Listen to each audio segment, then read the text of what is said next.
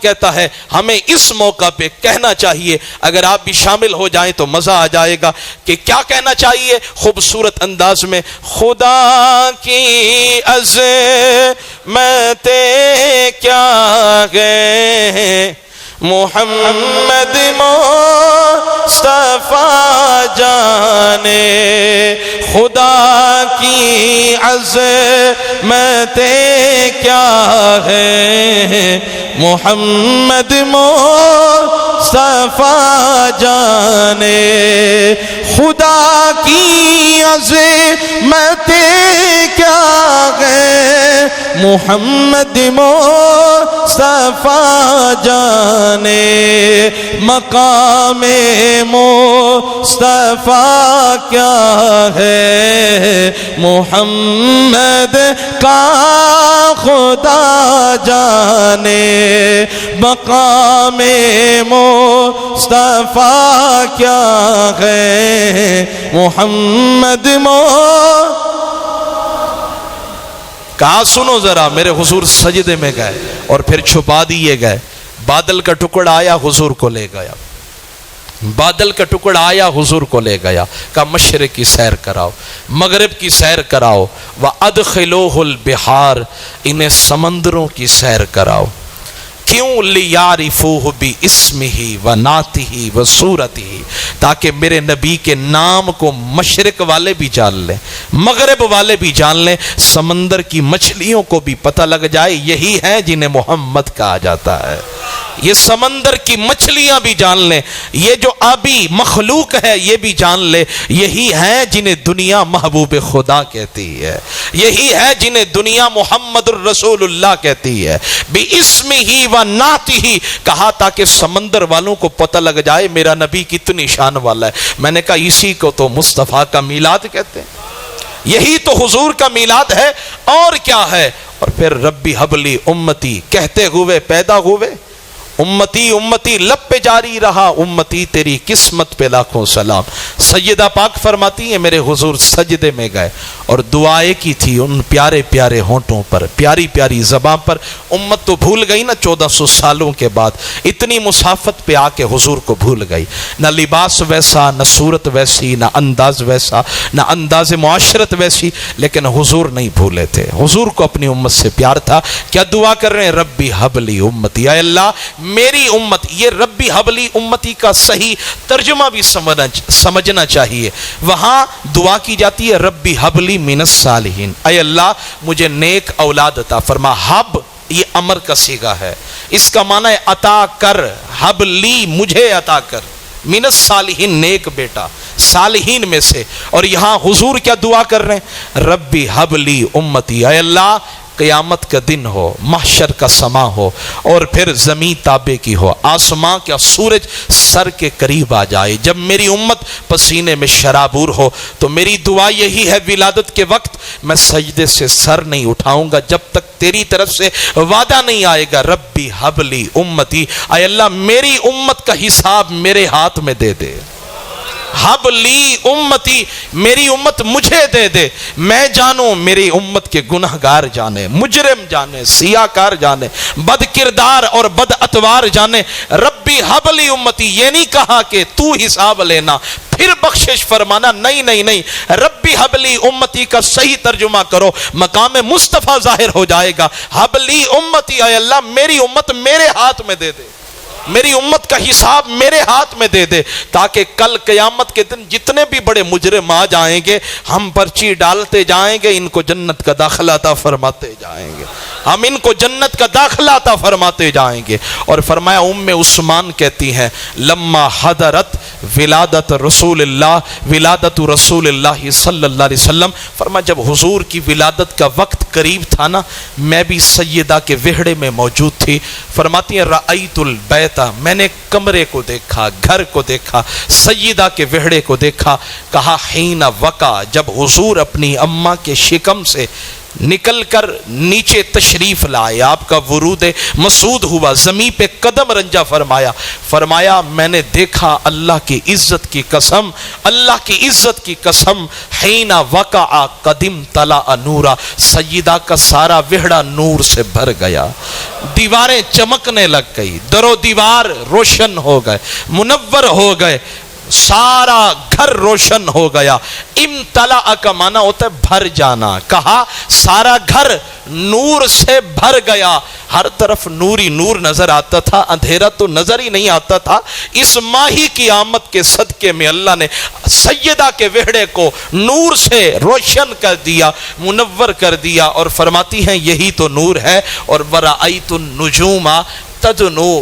میں نے آسمان کی طرف دیکھا، اچانک مجھے لگا جیسے کوئی چیز گرنے والی ہے، اور جب میں نے آسمان کی طرف تکا میں نے دیکھا تو رأیت النجوم، میں نے آسمان کے چمکتے ہوئے تاروں کو دیکھا۔ یہ کوئی افسانہ نہیں تھا، یہ کوئی جذباتی کسی خطیب کی گفتگو نہیں تھی، یہ کسی جذباتی عالم کی گفتگو اور تقریر کا اقتباس نہیں ہے، ام عثمان کا یہ خوبصورت جملہ ہے جو سجدہ کے وہڑے میں ولادت رسول کے وقت موجود تھی۔ فرماتی ہے رأیت النجوم، میں نے آسمان کے چمکتے ہوئے تاروں کو دیکھا۔ آج جو کمکمے لگائے جاتے ہیں ان کی اصل وہی ہے جو ام عثمان بیان کر رہی ہے۔ کہا میں نے دیکھا تدنو، وہ ستارے سیدہ کے وہڑے کے اتنے قریب آ گئے، اتنے قریب آ گئے، حتی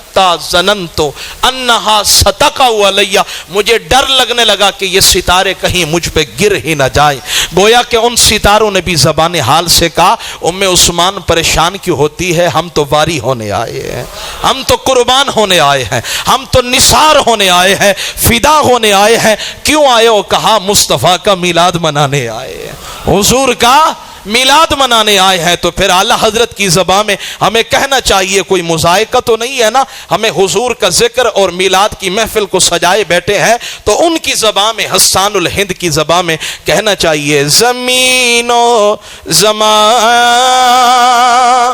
تمہارے لیے، مکین و مکان، زمین و زمان،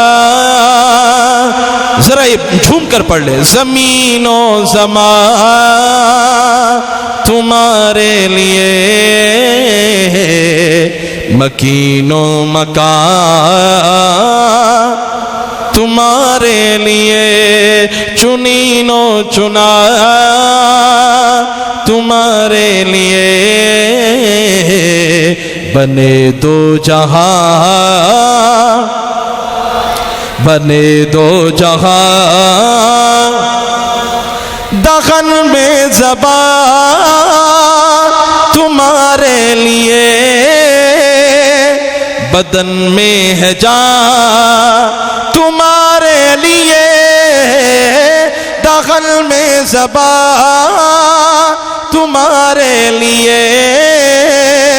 بدن میں ہے جان تمہارے لیے، ہم آئے یہاں تمہارے لیے، جو آئے ہیں نا حضور کے لیے وہ پڑھیں، ہم آئے یہاں تمہارے لیے، یہ ہاتھ بھی گواہی دیں گے، ہاتھ کھڑے کر کے، ہم آئے یہاں تمہارے لیے، اٹھے بھی وہاں، ہم آئے یہاں تمہارے لیے، اٹھے بھی وہاں تمہارے لیے، زمین و زمان تمہارے لیے، مکین و مکان۔ اور آخری بات اس کے بعد گزارش ایک، اور انشاءاللہ جمعۃ المبارک کی نماز ادا کرتے ہیں۔ حضرت عبداللہ بن عباس فرماتے ہیں، یہ حضور کے چچا کے لخت جگر ہے، ترجمان القرآن ہے، حبر الامہ ہے، حضور کے چچا کے حضرت عباس کے لخت جگر ہیں۔ حضرت عبداللہ بن عباس فرماتے ہیں او میں تمہیں بتاؤں